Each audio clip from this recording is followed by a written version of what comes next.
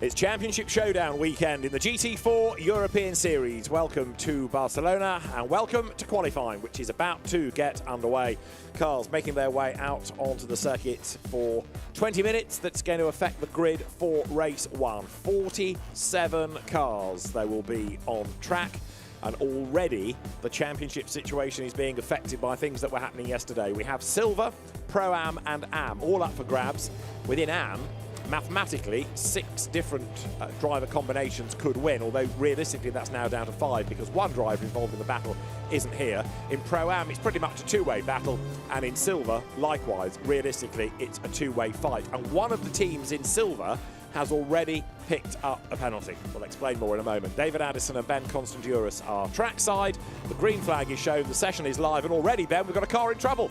And that's a car that's had many a malady the last round at Hockenheim. Jean-Baptiste Meller, the champion in the Alpine Europa Cup last year, and that doesn't look like, it doesn't look like he's had an issue. That is the inside of turn 1, and he's got the car fired and going again, and it may well have just conked out on him rather than any kind of a spin, but he's touring back now slowly.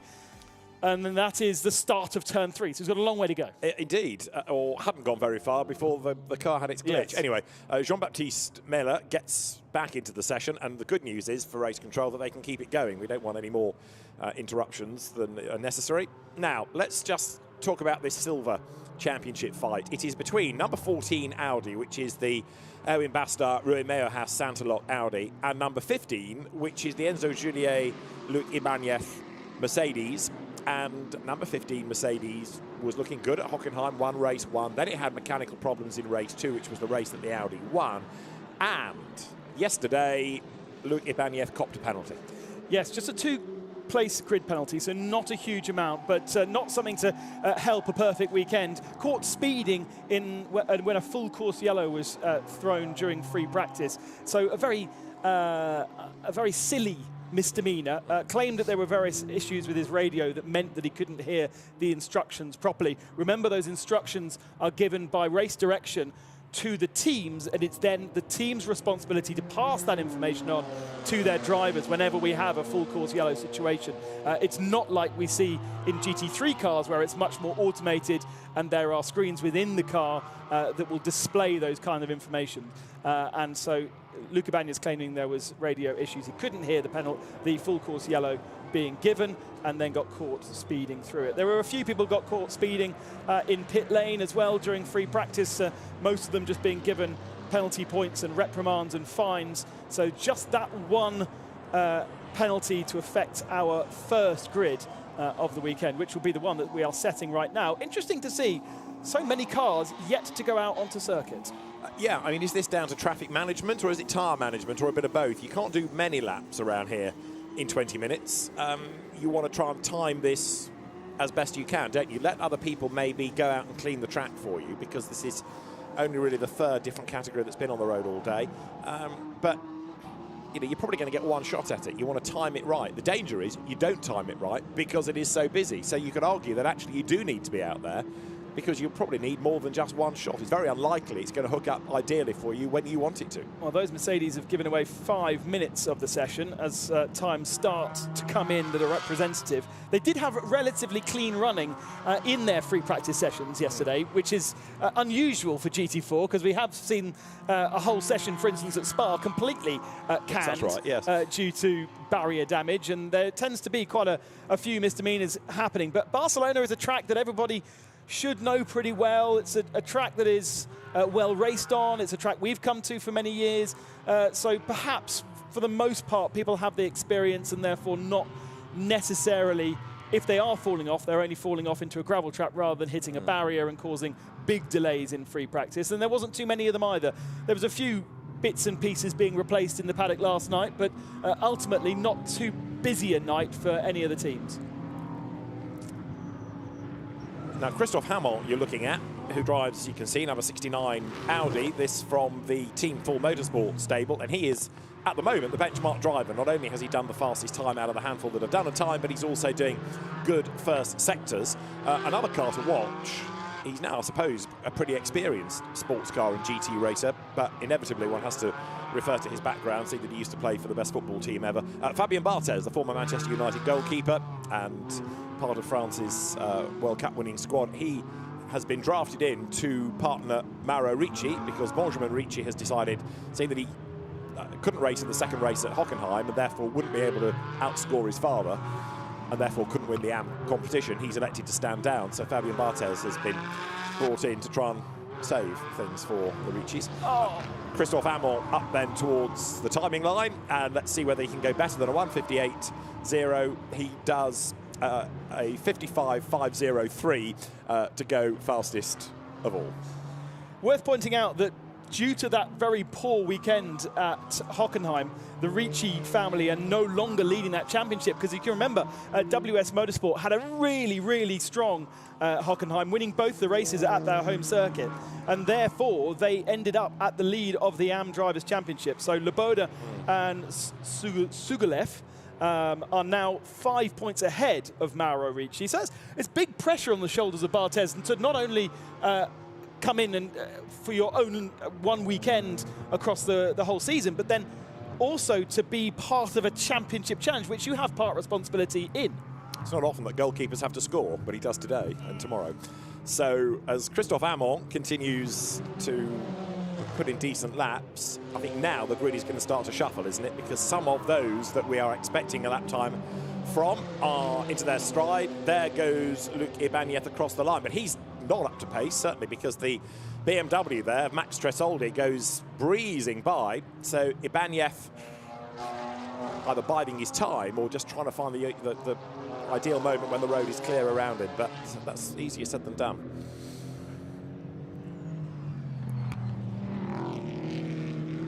Now, that is Dante Rapponge riding the curb as he heads up the hill.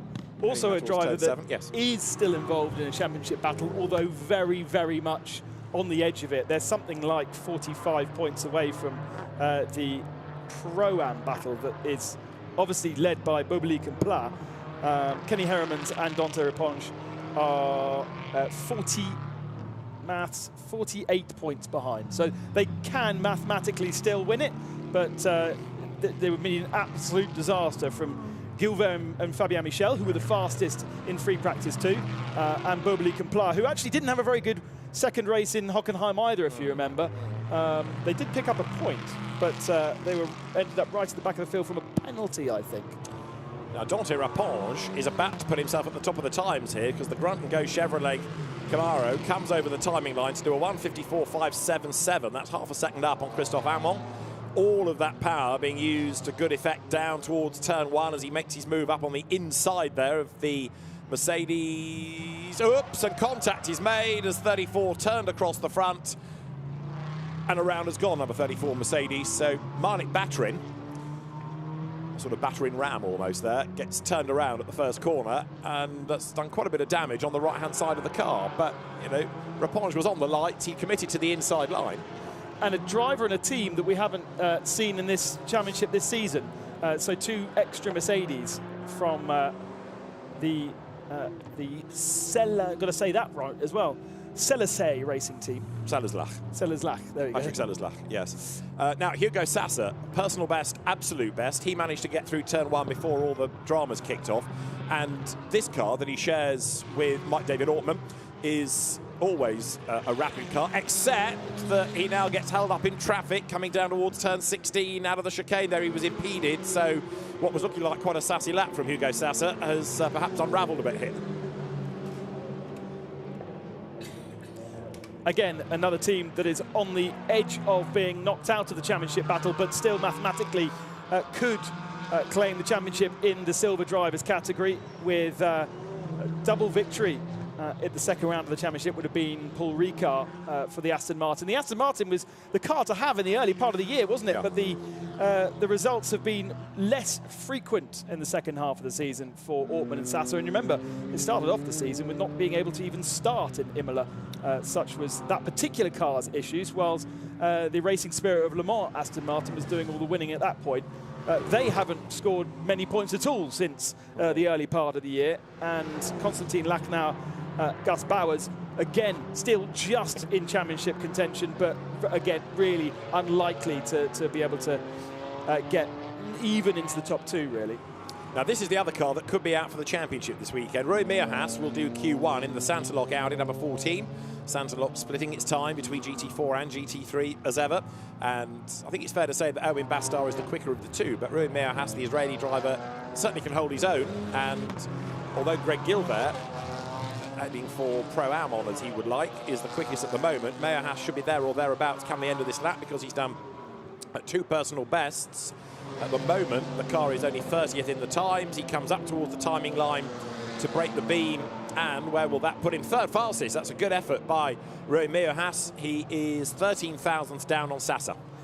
And those two have had good experience. They've been doing the European Championship, but they've also been doing the French Championship, and they've recently sealed the deal there. So FFSA champions for 2022.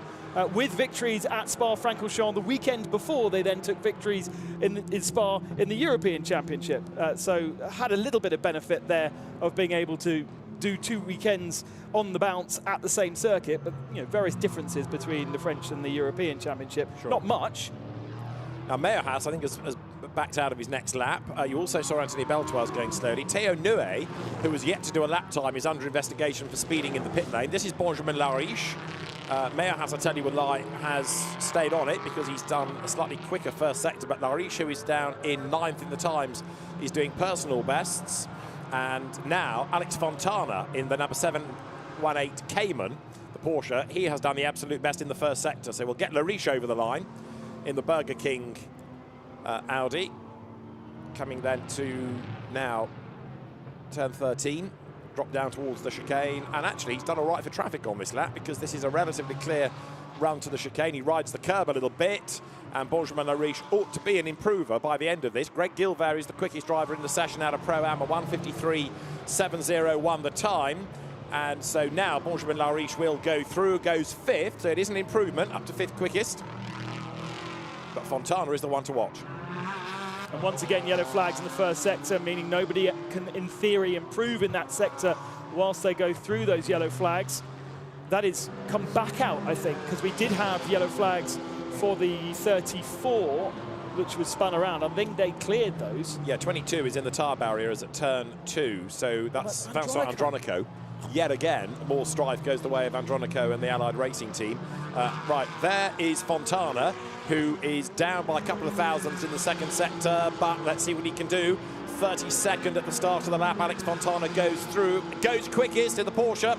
So the Cayman goes top, and the lap time is a 1:53.667, and a red flag is being shown. With 6 minutes on the clock, Steve Burns, the race director, calls for a red flag, because if there's a car in a dangerous place, then really nobody can go quicker, so it's all a bit pointless, and somebody might go off anyway and strike it. So the session is stopped, and 22 will have to be recovered. Did Fontana get that time in before the red flag? Yes. It was pretty marginal, wasn't it? It's on the screen. It's on the screen. So he did it.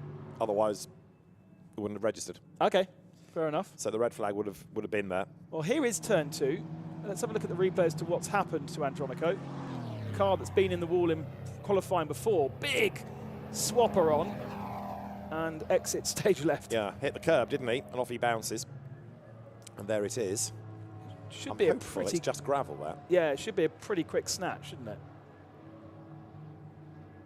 Which is good, because it means it's also a relatively easy clean-up for the boys and girls at Allied Racing, rather than having to put a whole Cayman back together. Over the circuit PA in the background, they're currently playing Sending Out an SOS, which seems appropriate for Vincent Andronico.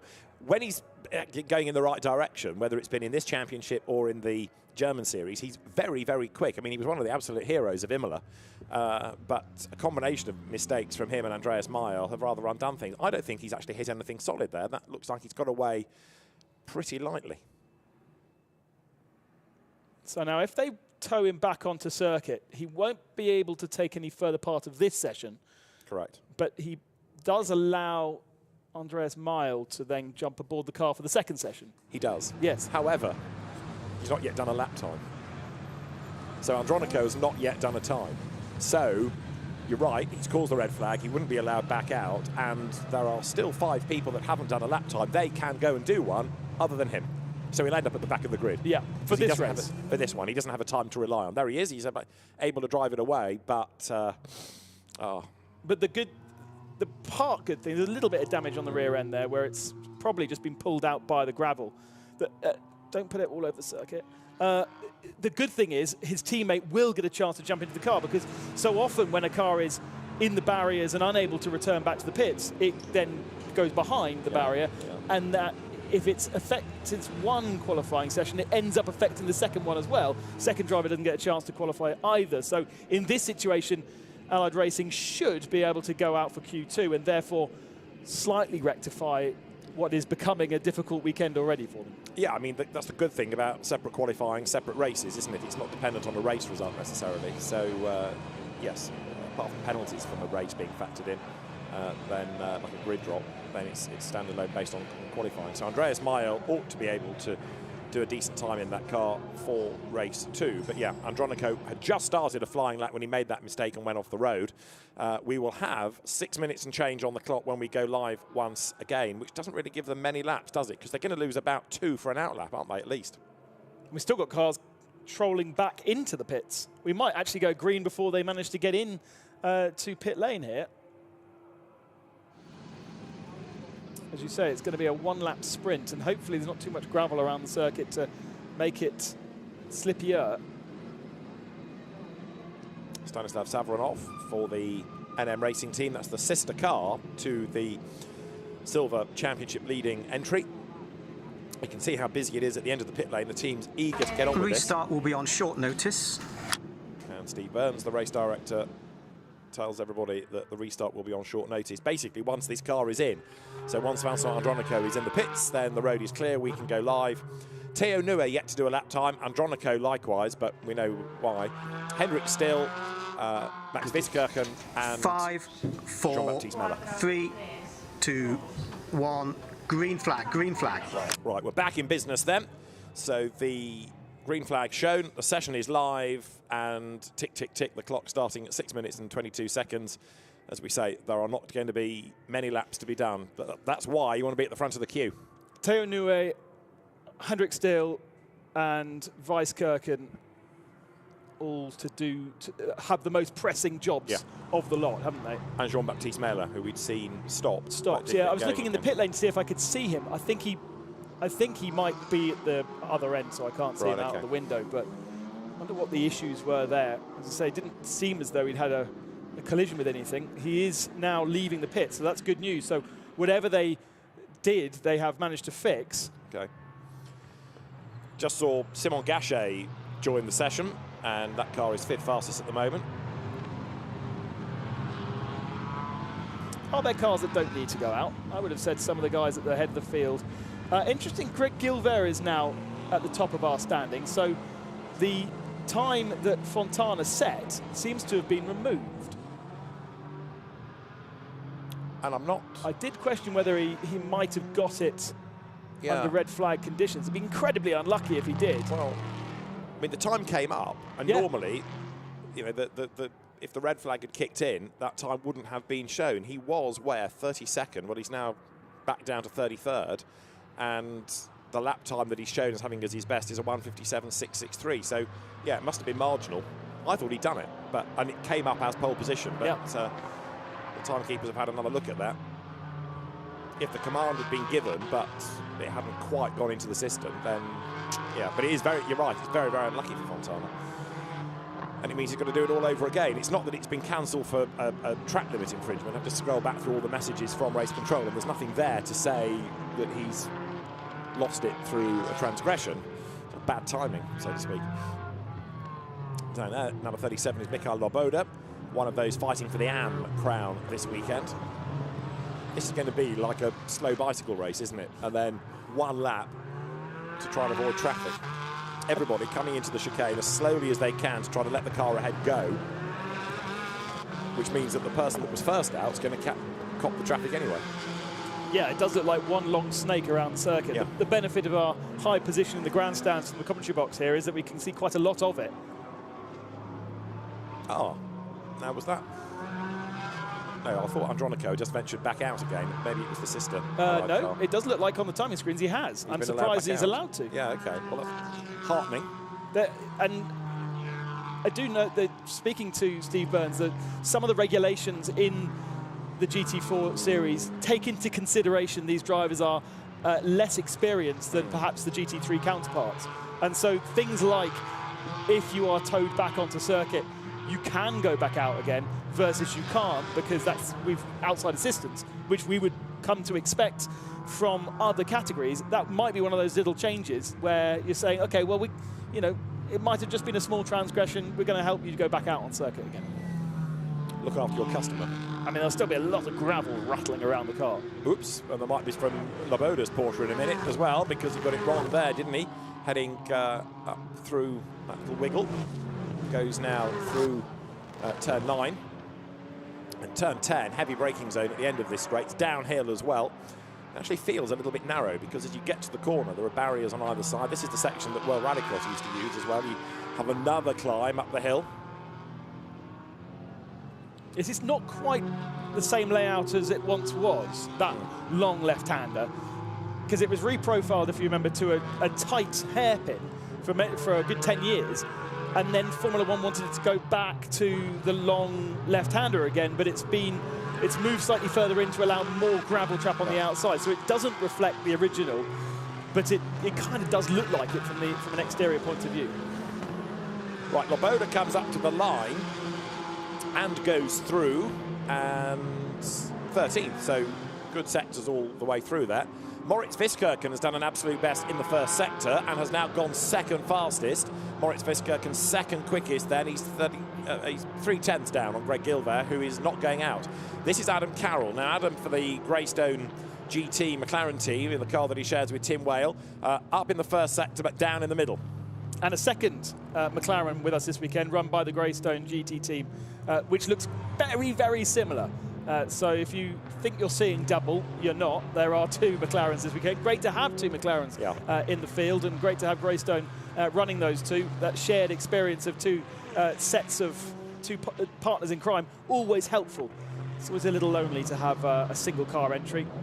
More data to be had and to be worked on.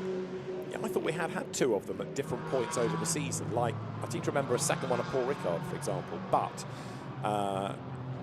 again, I seem to remember talking to Ricard Distel there, but I think you're right. It's been an occasional thing, not a regular thing, and it's definitely good to have two of them. Now, absolute best, Mikhail Loboda in Sector 1.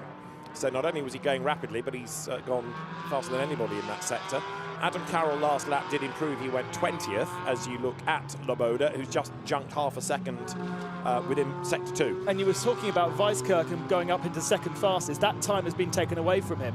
It's not coming up on the screens at the bottom, but it doesn't look as though Race Control are heavily monitoring track limits and instantly reacting to them and getting rid of times that are done by exceeding track limits. Turn 15 was where he transgressed the last corner. So, yeah. Really? Coming out of the last corner, according to the message line. Turn 15, yeah. Oh, we've just seen Loboda do exactly the same thing, all four wheels over the curb and on the other side. And it doesn't really help you. Yes, of course, opening the steering wheel allows you to get a little bit more speed down the start-finishing straight, but it's so minimal. Checker flag is out for the end of the session. Andronico, fastest, apparently. Let's see if that one stands. Okay, back to the message line. We'll come to that in a moment. Vincent Andronico's lap was a 1:53. Q2 will begin at 12:11. 12:11. And I mean, imagine starting the session in the gravel trap and finishing the session at fastest. But what this has also done is prevent now Moritz Viskirchen from getting a time, because he, having done that lap, pitted, and it's been taken away from him. So Viskirchen is the one that actually is going to cop the bad luck, in a sense, so you could argue it's self-induced, because he doesn't have a lap time. He left it late, did one, thought that's enough. The team said you've gone second, and he backed out of it and pitted, and the time's been taken off him. And so that's the teammate to Andronico. Indeed. So Vincent Andronico is the fastest. Just going back to the McLaren point, yes, Ricard Distel has done some races this year, but he only ever intended to do 3 events. So he did do Paul Ricard, and he also did Massano, and it's good to have him back. He's had Alex Voller and now Alain Valente as his co-drivers.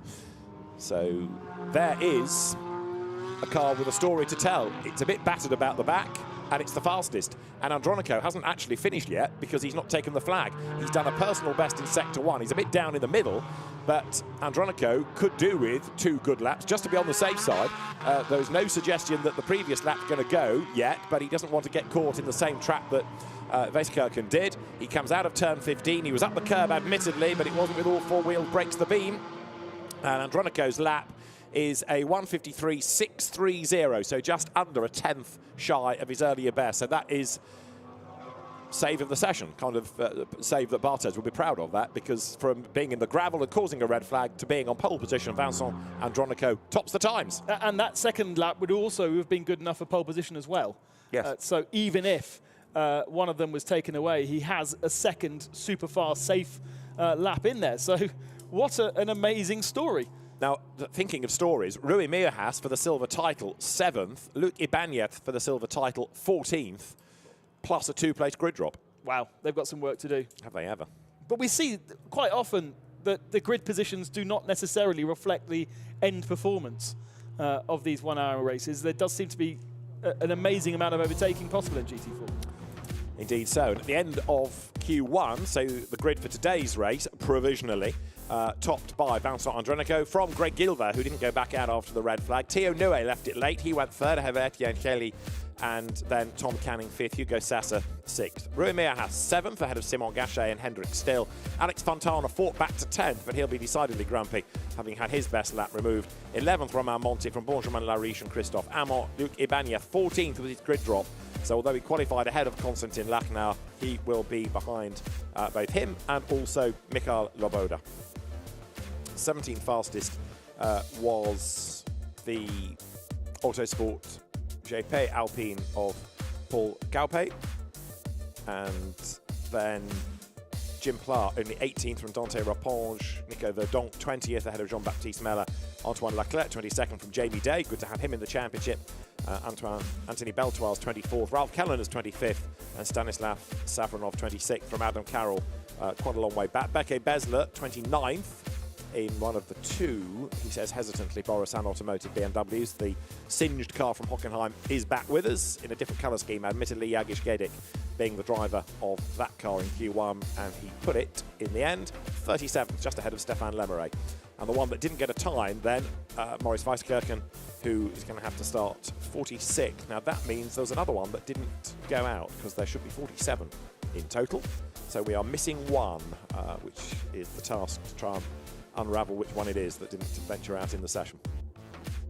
We'll try and do that before we get to Q2, but the cars now will do the driver change, and there Corentin Souron takes over from Etienne Shelley in number 8. Etienne, son of Eric Shelley, former single-seater and sports car racer. So same cars, different drivers, do a complete reset, and this could be a very different order, couldn't it?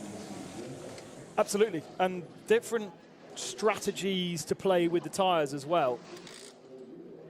So you might not necessarily have fresh new rubber for both sessions. You could if you wanted to, but then you wouldn't have fresh new rubber for both of the races.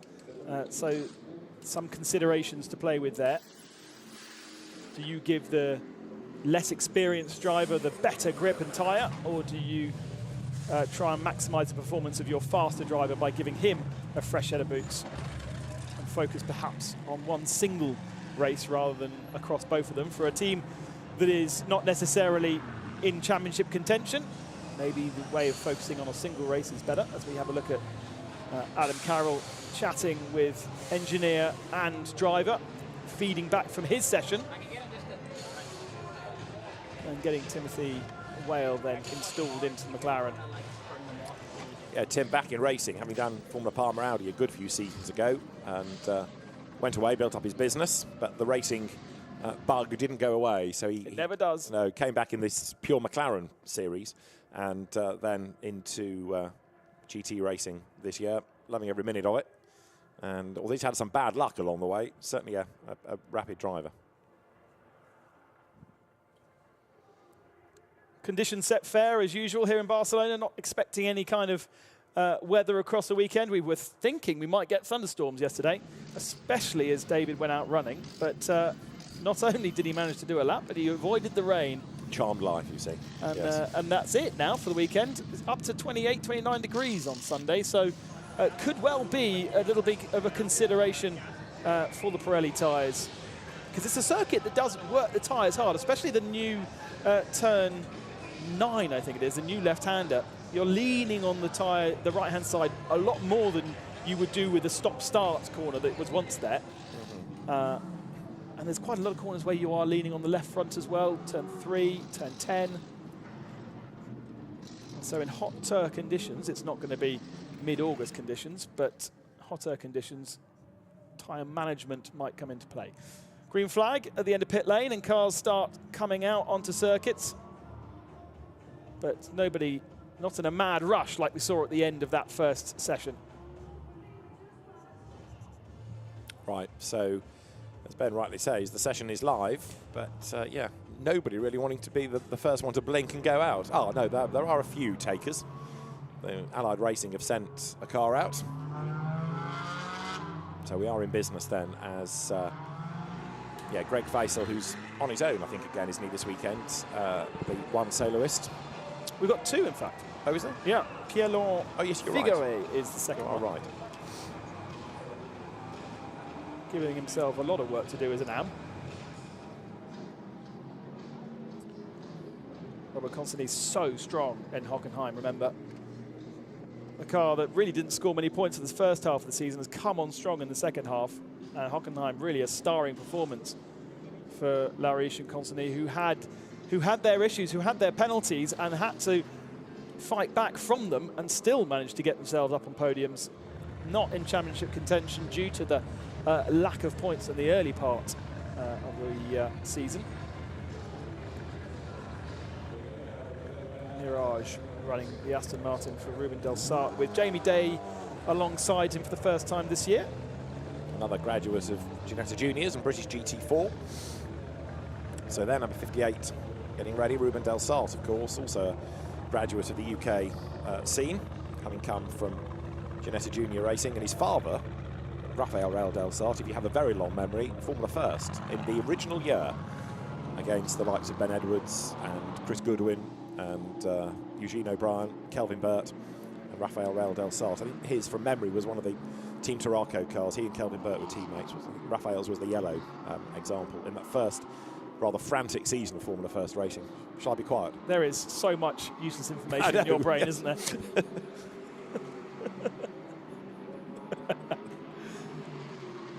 Fabien Michel and Greg Gilvert were the fastest in free practice 2 and still in contention for their championship. It's extraordinary, isn't it, that the pressure is on the drivers. You've got to deliver, and yet they don't want to go out. They want that one shot so they don't take too much life out of the tyres, keep the tyres as fresh as possible.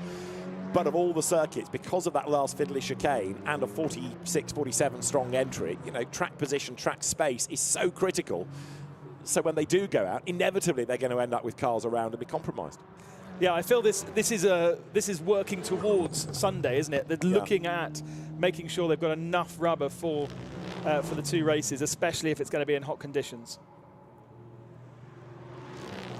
Gilvert and Michel second in the Pro-Am standings, a way off Beaubelique and Pla. They really have got one hand on the title. But as we learned from the second race in Hockenheim, anything can happen. They have managed, Beaubelique and Pla have managed actually to score in every single race, even though sometimes it's been a little bit less than strong. They've never starred in qualifying. They've not got a single point from qualifying, but they have been able to pick up at least 1 point across each of the races. Looking at Rodrigue Guillon, the Belgian driver, the Nico Verdonk Academy entry. He shares with Nico Verdonk, and Rodrigue Guillon goes through to go top of the times. First driver to really do a time, 1:58.072 is his opening effort. I'm intrigued to see what Owen Bastard now can do relative to Enzo Juliet in that Silver Cup battle, but they are yet to do a flying lap, but they are out on circuit. Look, Villigier has been rapid all year. Villigier in his Alpine, and he's now done an absolute best in the first sector in the car that he shares with Antoine Leclerc. He drove in Q1, of course. Now there you see what I mean about it being crowded. Just about everybody has found somebody either to play with or somebody in the way, depending on your point of view. And we still have cars in pit lane. We've still got half a dozen by the looks of things down there, both the Toyotas, for instance. Eric Shelley was up in the second row, if memory serves, from the first qualifying session. Toyota's always there and thereabouts across the qualifying sessions. And here is Villigier on a lap, but he has literally caught everybody who has everyone preparing for their lap, so they're going particularly slowly through the last sector. And that has horribly compromised the little Alpine. Got plenty of slipstream to play with if he wants it down the main straight, now that everyone is starting to get up to speed, and now he's going to be in the way of all them. Looked like the Mercedes was backing out of it. Did, didn't it? Michel Blanchemin has just set the target time, 1:57.442, but others are doing better sectors. Laurent Hergon in his Alpine has just done an absolute best in the middle. So again, what we have at the start of the session can certainly be improved upon by those that are pushing on. Well, it was Chris Amon in the same car that set our benchmark. So a different strategy then from the 69 car. Not to wait, just to go out and do your thing. Here is Laurent Hergon being compromised. Is it Laurent Hergon? No, it's another one. Well, the 110, but being compromised massively. Yeah, and I think that was by Enzo Juliet, wasn't it? Who didn't want to give up track position and get behind traffic. He wanted to keep ahead and therefore had to block in order to do that. So that might get looked at. That's Hergon, who has just gone through. And Laurent Hergon is the fastest, 1:54.942. 53s was the target from our first session. And Hergon's one of the men who could actually be right up there as one of the development drivers for Renault and Renault Sport, and so has a hand in developing the Alpine as a road car. We've got a yellow flag in Sector 2, which isn't going to help this Alpine because he is in Sector 2 right now, or just completed it actually. And now it's gone green again. So whoever it was that went off has got going, thankfully. Jean-Luc Beaubelique. Ah, okay. 87 spun and rejoined at turn 5, we understand. So Jean-Luc Beaubelique yet to do a lap time. Won't get one on this lap of any consequence. Right, through the chicane comes Loic Villigier, who's had a really good season, both in terms of class wins and outright wins in the Alpine. Heads up towards the timing line now. And has a bit of track position now. There's very few cars around him. They're all behind him. Right, here's Enzo Julie. So Juliet with a fastest middle sector of anybody, but lots of traffic around him. How much of that has he had to pass? BMW ahead. Doesn't look like a particularly strong BMW track. All three BMWs outside the top 20 in Q1, but Juliet goes fastest. Here is a spin. That's not Jean-Luc Beaubelique. Oh, it's more than a spin. It's a number 6. So that would be Moritz Gysi off the road. And has got going again, bounced off the barriers. We've also now got an absolute best in the first sector from the Audi of Stéphane Botteman that you're looking at. So Botteman improving all the time. Cyril Salai also going quickly. He was offline there. Lets the Chevrolet go, doesn't he? Well, kinda. Well, yeah. It wasn't particularly clear.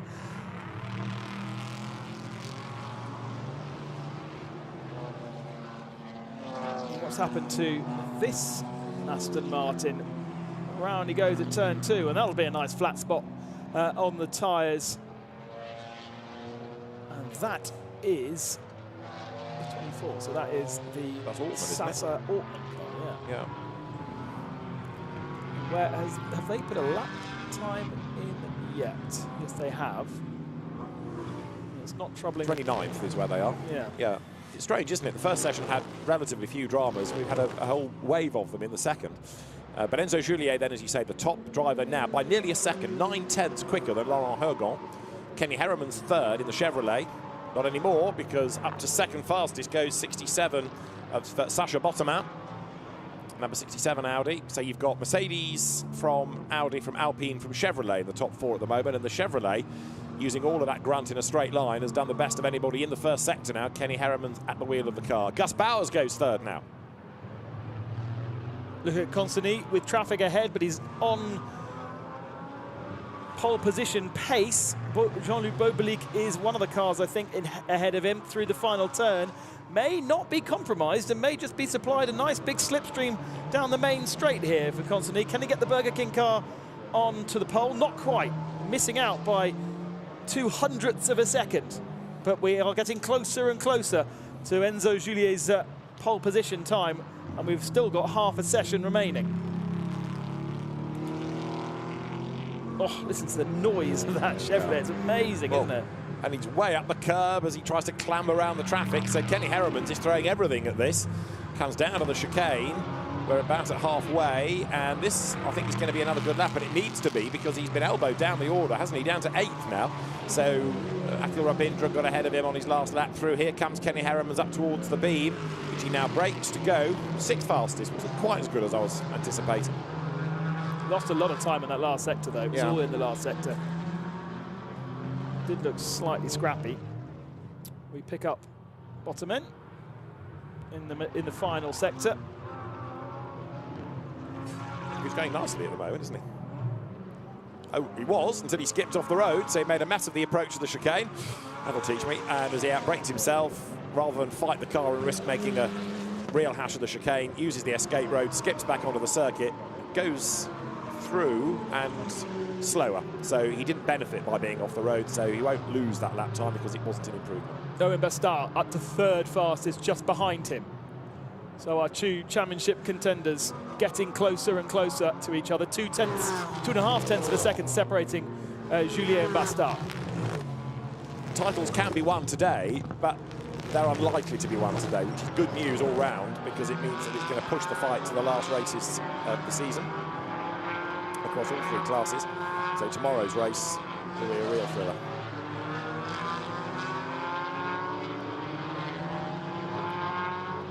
Laurent Hergon makes his way now up towards... Last lap of car 67 cancelled, going off track at turn 15. Okay, so he does lose the lap, but it doesn't affect his grid position because Bottoman's lap was slower anyway. I hope Steve Burns isn't going to do that for every track infringement, otherwise it's going to be like calling bingo. This is a good lap from Hergon. He's not got traffic to worry about. Yes, there's a car ahead of him, but there's going to be a car ahead of you regardless. He hasn't had to pass it, but he does lose a lot of time in the final sector. 7th fastest is an improvement.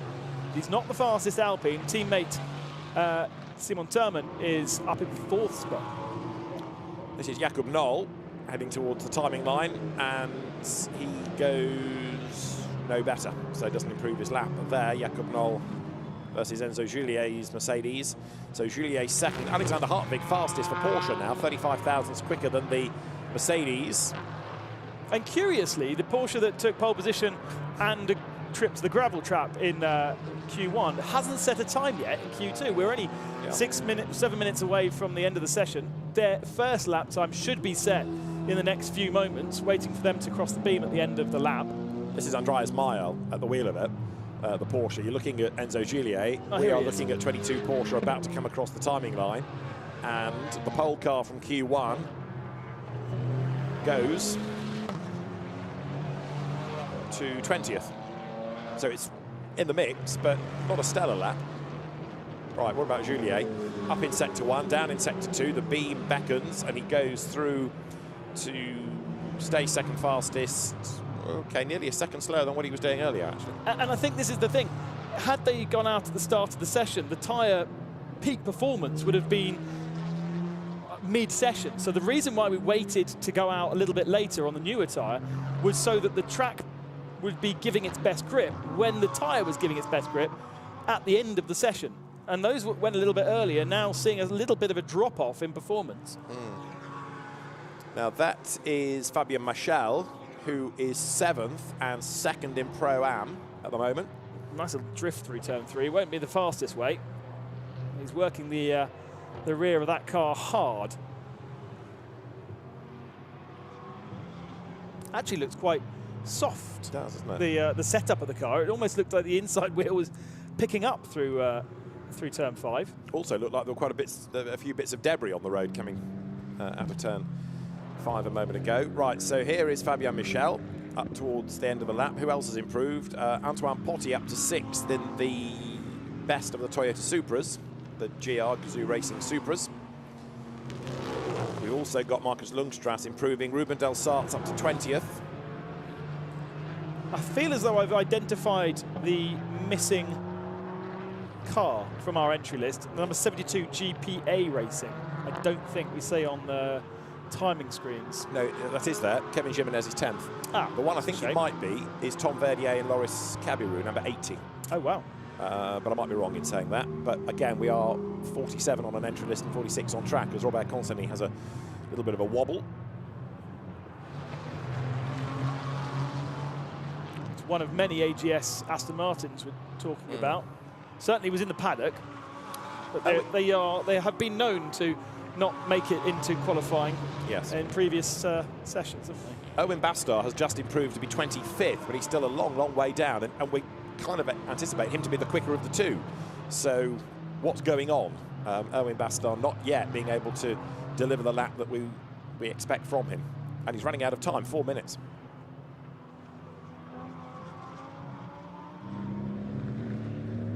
So it was Audi fastest in free practice 2. It was Porsche fastest in free practice 1. At the moment, we've got a Porsche on pole for Q1, and we also have a Porsche on pole for Q2 by the slimmest of margins. 35 thousandths. Right, this is Owen Bastar, but he's not going to improve on this lap, is he? Down in sector 1. Caught that Alpine just at the wrong moment, just when, sorry, Aston Martin, just when you want to be on the outside of the corner to turn in and take the line of least resistance, there was a slow Aston Martin in the way. Lost a lot of time because of it, though. 3/10 off the fastest lap time would put him in on row 3. So this should be an improvement from Bastar. It's not going to be a pole lap. Depends how much time he's lost in this last sector. Yeah, I mean, if he can get up the order, that's something, even if it's not a green or a purple lap. Goes 15th as he heads over the timing line. So it is an improvement, but part of the problem here, he's 1.3 seconds down on the top time, and because everything is so evenly matched, it's really, really hard to find the extra tenths that he needs. Robert Haupt's going nicely, though. That's a car we've seen up at the sharp end in Hockenheim as well. It's taken some time for him to find that performance. And nearly a second down in the middle sector. It's better than they've done before, but 25th is certainly not representative of where they were last time out. You know, the team's experience of that particular circuit, as we saw from W&S Racing, Motorsports, sorry, at Hockenheim, their home circuit, where they've tested a lot, and they were right up there. They know the track, how to set the car up to that track. Then they come somewhere else, like Barcelona here, where other teams will have the advantage. It's Ibanez's home circuit, for instance. NM Racing's home track too. They might have more of an idea how to get the best out of a GT4 car here at Barcelona than they would do, say, at Paul Ricard. And that's why it's quite nice also for them to visit new circuits and different circuits every year, to have that challenge of visiting somewhere new and getting the best out of it. Next year there is the 6 Hours of Rome, the Vallelunga race, 4 GT4 cars, which is an SRO, if you like, blessed race, and that's going to be fascinating because we don't really get to see GT4 cars do long races. These 1 hour races often affected by incidents, but a 6 hour race will be a really, really good one, I would have thought, for GT4 cars. Do you think they'll settle down? Or will it just be 6 1-hour sprints with multiple safety cars? And I'll get back to you on that. At least the drivers can do a 1 hour stint rather than half an hour each. And this is something that the drivers have been asking for a while. You know, we get the track time over the weekend, but we'd like a longer race. And whoops, off the road goes Howe, bounces all over the sausage curb on the inside there, which does its job in a sense of being the deterrent, because you can see what happens when you ride it. The checkered flag is imminent. and there are more cars in the pits than on the track now. I don't think we're going to see a change of pole, No. which means Allied Racing have got themselves 2 pole positions. Yeah, split across the 2 cars. Gus Bowers only 33rd, up to 14th now, goes across the line, so that was a good lap from him, got him back into the mix. But yeah, the Astons, and again, you have a balance of performance to factor into all of this, but they were good at the start of the season. They've struggled since, or at least that car has. Corentin-Surrand comes up towards the timing line, a long way back, 23rd, number 8 Toyota, and doesn't improve, despite being quick in the middle sector. Yeah, so best Aston Martin is in 8th position, the Ortmann machine. Just ahead of the Chevrolet, you can hear in the battle shot rumbling through.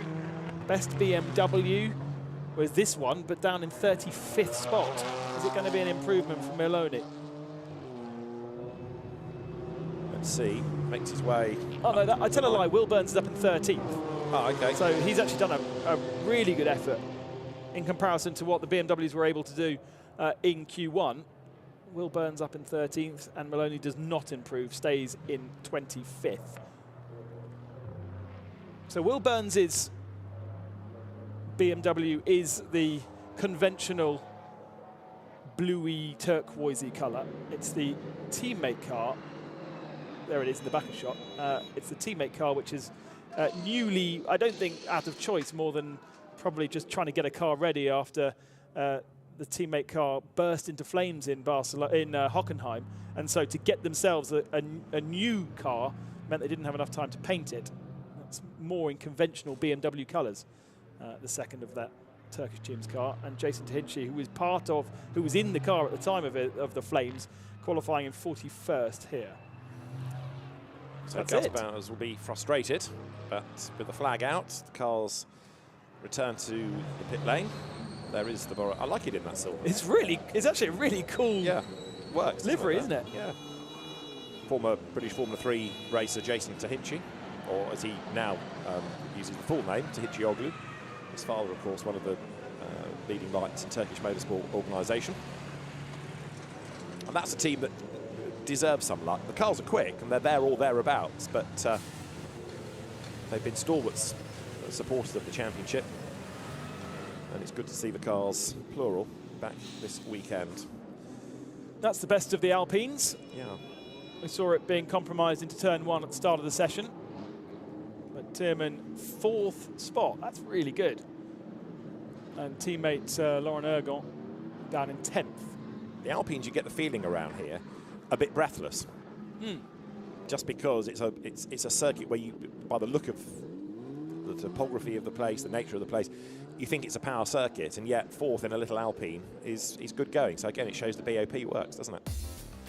Quick look at the order then at the end of Q2. It is Alexander Hartwig who is the fastest then from silver class championship protagonist Enzo Juliet. Sacha Bottomant taking 3rd from Simon Terman and Robert Conseny, with the Toyota Supra of Antoine Potti up to 6th. Fabio Michel 7th, heading Pro-Am. Mike David Ortmann 8th, Kenny Heremans and Laurent Hergon rounding out the top 10. Clio graduate Kevin Jimenez 11th from Ivan Jacomat. Will Burns in his BMW 13th, Gus Bowers Aston Martin 14th, and Akhil Rabindra's Aston rounding out the top 15. 16th quickest for Santalok, the Audi of Owen Bastar. So that lap that we were anticipating never came. He outpaced Max Kronberg, Loic Villiger and Marcus Lundstras, plus Ruben Del Sart, for example, but it does put Owen Bastar a long way down the order. Michel Lonchemin next, ahead of Corentin-Surrand behind Gregory Faisal, Alexander Papadopoulos from Andrei Solokovtsev, Robert Haug only 26th from Andreas Meijl. So the car that's on pole for race 1, 27th for race 2 from Julien Lambert, Alexander Weintraub and Cyril Salai 30th. 31st fastest, Jakub Knoll in his Mercedes. Next up, Eric Debar, and then Tim Whale in the McLaren he shares with Adam Carroll. Nico Gomar was 34th from Paolo Maloney. The Belgian driver Arthur Peters, next from Pierre-Laurent Figuier and Christian Gysi from Jean-Luc Bobelic. So Jim Pla, when he gets into the car in this second race, will have work to do. Frédéric de Brabant ahead of Jason Tahinci, then Pascal Gibbon, Rodri, Gillian, Mauro Ricci next, and Richard Distel and Moritz Gysi rounding out the order. So quick look at two short, sharp and dramatic qualifying sessions for GT4 European Series, with incidents right from the start when Dante Rapinge got involved here with Batrin, turned the Mercedes around and cars scattered in avoidance. Number 34 able to rejoin, but it did, of course, rather delay Malik Batrin. And then we had off the road and a red flag after Vincent Andronico's dramas out on the track going through turns 7 and 8. Well, the car returned to the road and went quickest in Q1, took pole position. And Q2, drivers eager to be out on track as soon as possible, trying to maximise the track time. Others, though, left it late, looking for just one shot so that it didn't take too much life out of the rubber. We had this big off from Moritz Gysi, but having bounced off the barriers, he did rejoin the session, got back up and running, and then we have another car going off the road, which was Mike David Ortman. Benjamin Lariche pressed on in his Audi, got himself briefly up into 5th, but then dropped away as the session wore on. Sacha Bottomant took 3rd behind Enzo Juliet, and Alexander Hartwig took pole position. Race 1 coming up later on this afternoon. Join us for that if you can. For now, though, it's goodbye from Barcelona.